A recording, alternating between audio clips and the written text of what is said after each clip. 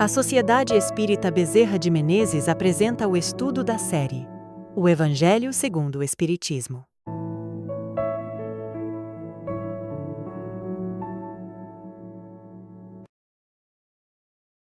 E se a gente pensasse nas grandes leis espirituais não como mandamentos fixos, mas como uma mensagem que evolui junto com a gente? Hoje, vamos mergulhar num capítulo fundamental de O Evangelho segundo o Espiritismo para entender como as revelações de Moisés, de Cristo e do Espiritismo formam, na verdade, uma única e grande história de progresso. Olha, o ponto de partida é todo aqui, nessa frase poderosa de Jesus, lá no Evangelho de Mateus. Ela é a chave de tudo. A palavra aqui não é destruir, mas cumprir. E isso sugere evolução, continuidade e não uma ruptura. Então, o nosso roteiro de hoje vai ser esse. A gente começa com a promessa de Jesus, passa pela lei de Moisés, mergulha na mensagem de Cristo, entende o papel do Espiritismo como a terceira revelação e vê como tudo isso leva a uma aliança entre ciência e religião. E por fim, a gente vai dar uma olhada na nova era de progresso que isso tudo desenha para nós. Vamos lá! Sabe, essa ideia de cumprir a lei e não destruir muda completamente a perspectiva. Convida a gente a olhar para a história espiritual não como capítulos isolados, mas como uma única narrativa que vai se desdobrando à medida que nós, como humanidade, vamos amadurecendo. Cada revelação foi a peça certa na hora certa. Então, tudo começa com a primeira grande revelação, a lei mosaica.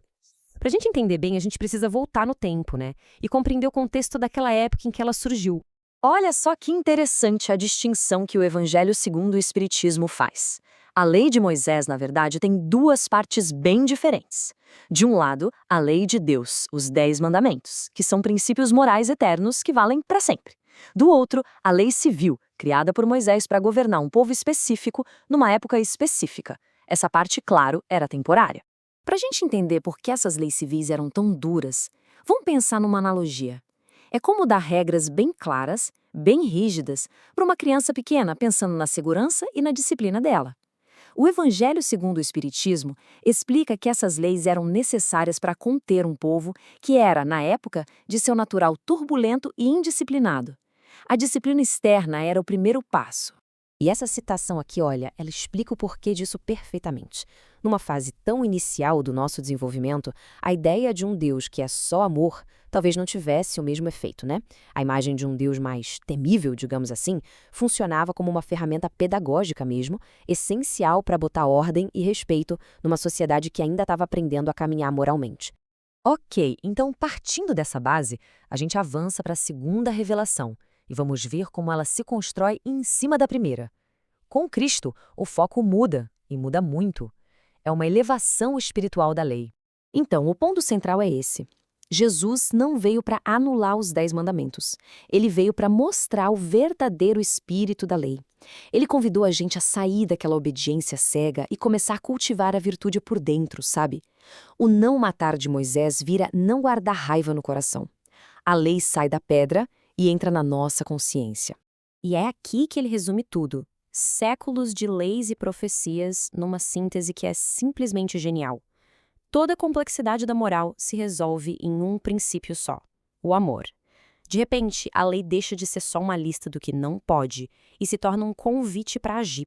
E aí, voltando para nossa analogia, se Moisés deu as regras para a criança, Cristo veio explicar os princípios para o adolescente. A questão não é mais só o que fazer, mas por que fazer. É a passagem da obediência para a compreensão, para a responsabilidade. Isso tudo levanta uma questão, né? Uma pergunta bem importante.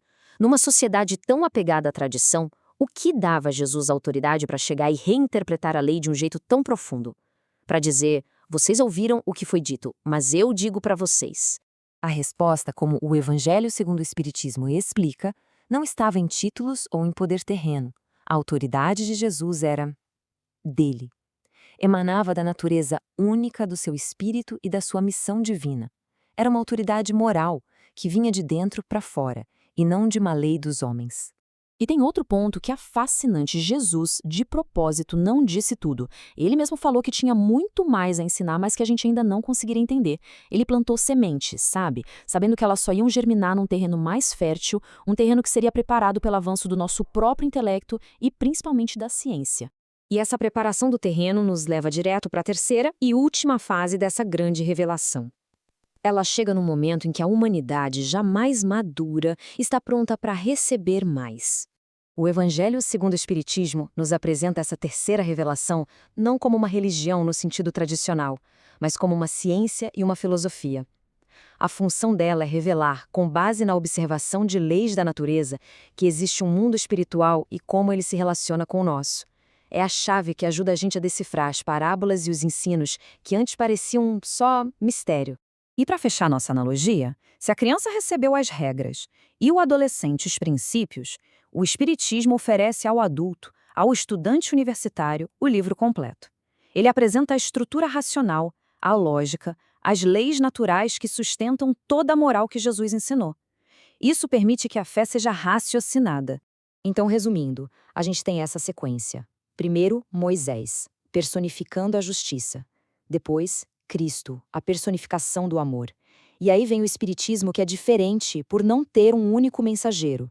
É uma revelação coletiva, que chega através dos espíritos, as vozes do céu, em todos os cantos do mundo, o que confirma que a mensagem é universal. E, da mesma forma que Cristo disse que veio cumprir a lei, a terceira revelação também não vem para substituir, mas para dar execução. A ideia é pegar a moral cristã e dar a ela um sentido prático, lógico para o nosso tempo. É explicar o como e o porquê de um jeito que a nossa razão consiga abraçar. E toda essa progressão, toda essa jornada, nos leva a um ponto de encontro muito esperado, a reconciliação entre dois grandes campos do saber que historicamente sempre pareceram inimigos. Pois é, o Evangelho segundo o Espiritismo define ciência e religião como as duas alavancas da inteligência humana. Elas não são opostas, muito pelo contrário, são complementares. Enquanto a ciência desvenda as leis do mundo material, a religião nos revela as leis do mundo moral. São dois lados da mesma grande realidade. Então, o ponto-chave aqui é o seguinte: se as leis da matéria e as leis morais vêm da mesma fonte, que é Deus, elas não podem se contradizer, certo? O conflito que a gente vê por aí não está na realidade em si, mas na nossa visão limitada, seja por parte de uma ciência que só enxerga a matéria ou de uma religião que ignora as leis da natureza. E a solução proposta é exatamente essa. O elo perdido, a ponte que finalmente une esses dois mundos, é o conhecimento sobre o universo espiritual e suas leis. Quando a ciência começar a levar em conta o elemento espiritual e a fé caminhar junto com a razão e a lógica, a harmonia vai ser restabelecida. Bom, e depois de todo esse caminho a gente chega no horizonte, para onde tudo isso aponta. O que essa união e essa compreensão significam, na prática, para o futuro da humanidade? A mensagem final é de um otimismo, mas um otimismo com base. As grandes transformações, as crises, as mudanças todas que a gente vê no mundo não são um caos sem sentido.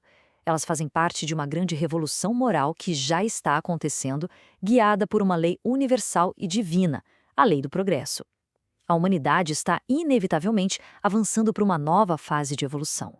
E essa frase, que na obra é atribuída ao espírito Fenelon, resume o motor por trás de tudo que a gente conversou. O progresso não é só uma possibilidade, uma esperança.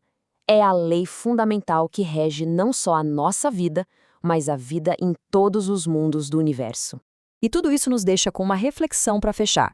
Se essa transformação moral é o grande projeto em andamento, a questão que fica não é se ela vai acontecer, mas como cada um de nós pode ser um agente ativo nesse processo.